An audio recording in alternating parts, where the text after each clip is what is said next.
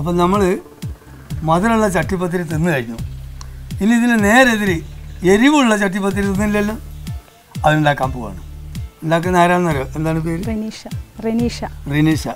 അപ്പോൾ നമ്മൾ മധുരമുള്ള ചട്ടിപ്പത്തിരി പോലെ തന്നെയാണ് ഇതിൻ്റെയും പരിപാടികൾ. ഇതിലിപ്പോൾ എന്തെല്ലാം പ്രത്യേകമായിട്ട് ചേർക്കുന്നത്? ഇതിൽ പിന്നെ കോഴിമുട്ട, പിന്നെ കുരുമുളക്, ഉപ്പ് ചേർത്തിട്ട് നല്ലോണം ബീറ്റ് ചെയ്ത് വെക്കാം. ചിക്കൻ ഉണ്ട്, പിന്നെ ഉള്ളിയുണ്ട്, സവാള, പച്ചമുളക്, മല്ലി, പുതിന, കുരുമുളക്. ശരി, അത് നോക്കുക. ഒരു വെറൈറ്റി അല്ലേ? സാധാരണ ചട്ടിപ്പത്തിരി മധുരമുള്ള മാത്രമേ ഉണ്ടാവുള്ളൂ, എരിവുള്ള ഉണ്ടാക്കല്ല അധികാരം. ഇതിപ്പോൾ അതിനുമായി തന്നെ ആദ്യം നെയ്യ് ഒഴിച്ചു. ഇനിയിപ്പോൾ എന്തല്ല പരിപാടി? ഇത് മറ്റേ വയസ്സിൽ തന്നെ ഓരോന്നെടുത്ത് ഇത് ഓൾറെഡി പരത്തി വെച്ചതാണ്. ആ പരത്തി വെച്ച് നന്നായി വാട്ടണം. വാട്ടിയതാണ്. ഇത് ഓരോന്നും ഇതിൻ്റെ മുകളിൽ വെക്കുക.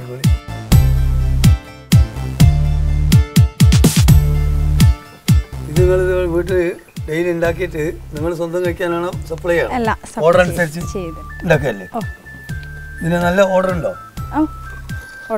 ഏറ്റവും കൂടുതൽ മറ്റേതിനായിരിക്കും, മധുരമുള്ള ആൾക്കാർ ഷീറ്റാണല്ലോ. ഇത് വളരെ സ്പെഷ്യലായിട്ട് ആരെങ്കിലും ഉണ്ടെങ്കിൽ വിളിക്കുള്ളൂ.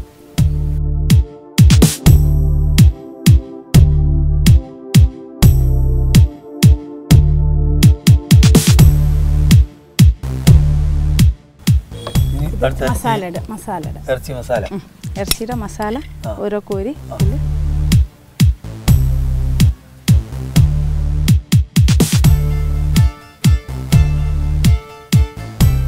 അതിൻ്റെ മേലെ വീണ്ടും തൊലി വെക്കുക. വീണ്ടും കൂട്ടൊഴിക്കുക, മുട്ടൻ്റെ കൂട്ടൊഴിക്കുക.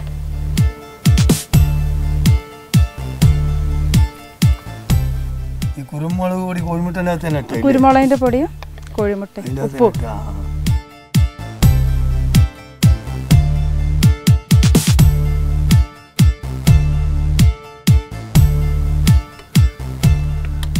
വീണ്ടും കൂട്ടൊഴിക്കുക. ഇപ്പൊ നമ്മൾ ഇത്രയും വെച്ചില്ലേ, ഇത് മൊത്തം എത്ര അട്ടി വരും? 8 തൊലിയാണ്. 8 തൊലി 4 മുട്ട ബീറ്റ് ചെയ്തതാണ്. നമ്മളെ മധുരമുള്ള ചട്ടിപ്പത്തിരി തന്നെ, വ്യത്യാസമല്ല. ഇനിയിപ്പോൾ അതിൽ വെച്ചോളൂ.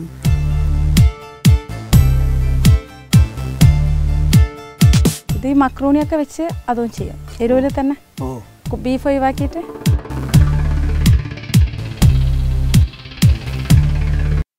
നാല് കോഴിമുട്ടക്ക് 8 തൊലിയാണ്. മസാല കൂട്ട് ഇടക്കിടക്ക് വെച്ച് കൊടുക്കുക.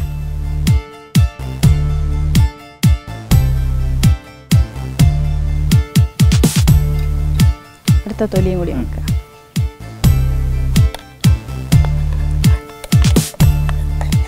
ഫുള്ളായി. അടുത്തത് അണ്ടിപ്പരിപ്പ് ഓരോന്നായിട്ട് അവിടെ ആയിട്ട് ഡെക്കറേറ്റ് ചെയ്യാൻ വേണ്ടിയിട്ട്. പിന്നെ മല്ലി, കരിവേപ്പിൻ്റെ, അതൊരു ഡെക്കറേഷന് വേണ്ടി ഇടുന്നതാണ്. പിന്നെ മൂടി വെച്ച് വേവിക്കുക.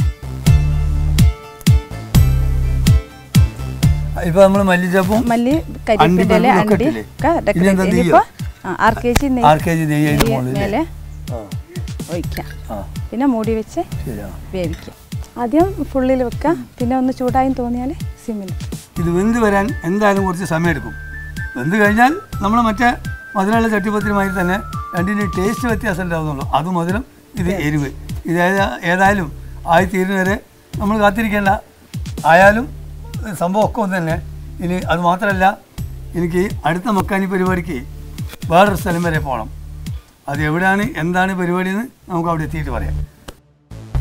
അപ്പോൾ എന്നാൽ ശരി, നമ്മൾ അടുത്ത മക്കാനി പോട്ടെ.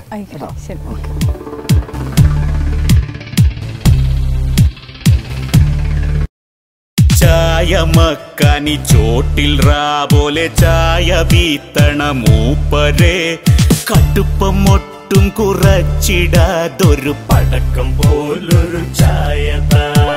ഒണ്ണക്കപ്പുളി വിറകളക്കി പത്തിരി പറുത്തെടുക്കണ പാത്തുമ്മ. ഇറച്ചി വെച്ചൊരു ചാറും പത്തിരി മെടുത്ത് നീ തരിച്ചേലില്.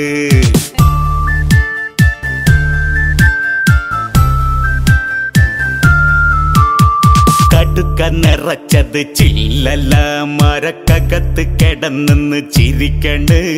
നെയ് മണക്കണ ഉന്നക്കായെന്നെ ഉന്നം വെച്ച് കണ്ണിറുക്കണ് മത്തി നന്നായി പൊരിച്ചതും മുളകിട്ടു വച്ചിരുമീൻ കറിയും വൃത്തിയായല വച്ചു മൈലാഞ്ചിയിട്ട കൈയാൽ വിളമ്പിയാൽ